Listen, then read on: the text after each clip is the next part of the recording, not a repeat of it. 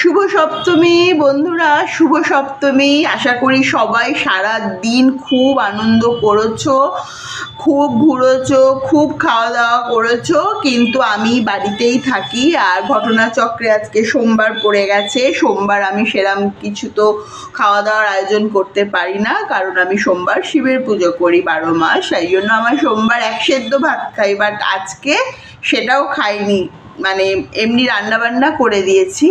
যাই হোক, নিরামিষ রান্না করে দিয়েছি ওদেরকে, আমি খাইনি কিছু, আমি একটু দই মিষ্টি খেয়ে নিয়েছি।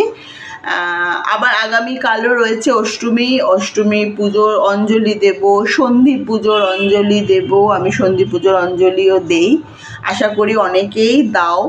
এবার সন্ধি পুজো নিয়ে আজকে দু একটা কথা খুব ছোট্ট করে বলছি। সন্ধি পুজো কখন হয়, কেন হয়, এইটুকুই, মানে যতটুকু আমি জানি আমি চাইবো, মানে আমি সেটা শেয়ার করতে।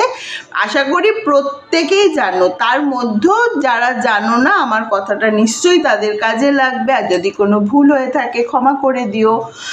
আমি যেটা বলতে চাইছি, অষ্টমী অঞ্জলি তো আমরা সবাই দিই, সন্ধি পুজোও হয়। সন্ধি পুজো এক একবার এক একটা সময় পড়ে, কিন্তু কি সেই সময়টাকে কখন ধরা হয় যে এবছর সন্ধি পুজো সকালে, পরের বছর রাত্রিরে, এটা কখন কেন এরম ধরা হয়? তার কারণ হচ্ছে অষ্টমী তিথির শেষ 24 মিনিট আর নবমী তিথির প্রথম 24 মিনিট, এই 48 মিনিটই হচ্ছে কিন্তু সন্ধি পুজোর সময়।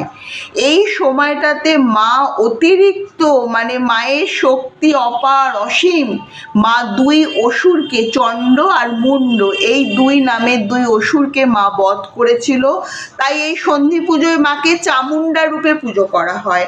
মা চামুণ্ডা রূপে পূজিত হন। মা ভীষণ শক্তিশালী, মানে সেই রূপই আলাদা। সন্ধি পুজো পারলে সবাই তোমরা দেখো, মায়ের অসীম অপার শক্তি তখন মায়ের মধ্যে থেকে যেন বেরিয়ে আসে। শ্রী রামচন্দ্র এই সময় সন্ধি পুজোতে মাকে 108টা পদ্ম দেবে এই কথা দিয়েছিল, কিন্তু তিনি 108টা পদ্ম জোগাড় করতে পারেননি, 107টা পদ্ম তিনি জোগাড় করেছিলেন।